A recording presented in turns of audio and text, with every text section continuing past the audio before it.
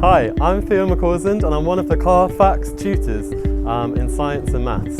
Today we're going to be talking a little bit about the architecture of Baku, the city that I've been living in for the last 9 months. So welcome. Currently we're in Içerişehir, the oldest part of the centre of Baku.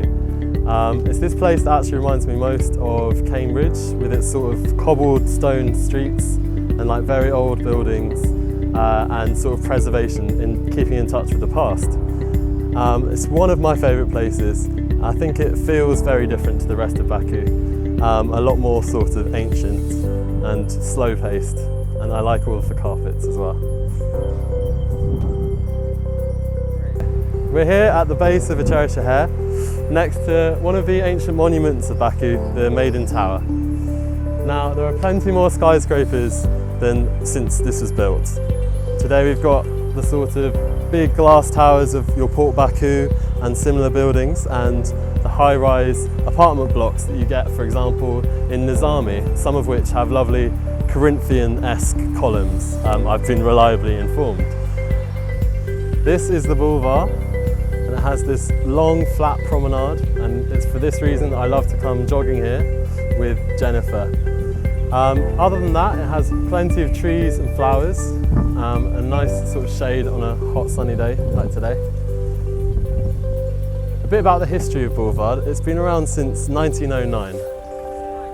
It was built because oil barons, when the sort of fledgling oil industry was starting, built their mansions just over there and wanted a sort of extended garden, if you like.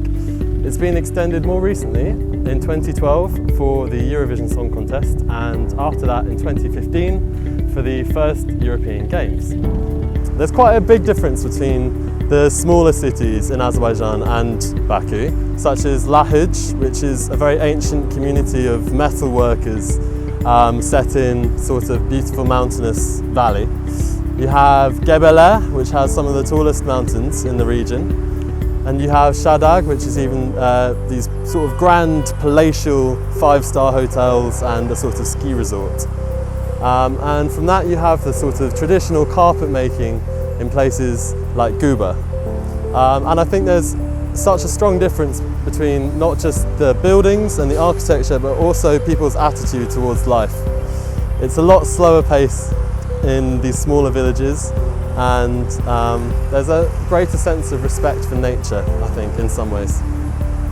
A couple of my favourite places in the UK are in cities. The first place I'd like to talk about is Greenwich. Greenwich is a place just south of the River Thames in London, and it has a sort of ancient maritime history. It's also the site of a very famous observatory, and it's where the phrase Greenwich Mean Time originally comes from. It's set on a very verdant, grassy hill, and it has a lovely park, and as I say, sort of ancient maritime sailing tradition, and I really like that. Other than that, in terms of an entire city that I like the most, it has to be Cambridge for me.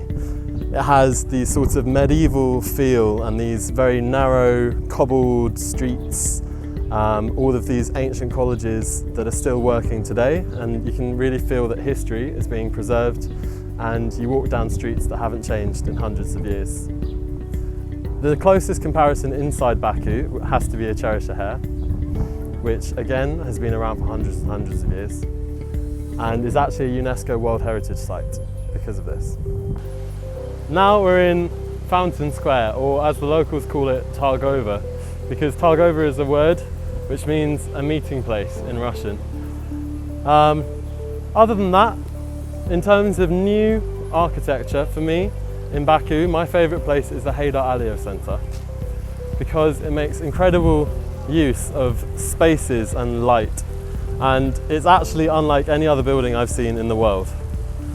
The architect of that building, I believe, is a person called Zaha Hadid, and she's a British-Iraqi architect who actually sadly recently died, but worked on lots of projects such as the World Cup stadiums, I believe, in Tokyo and Qatar.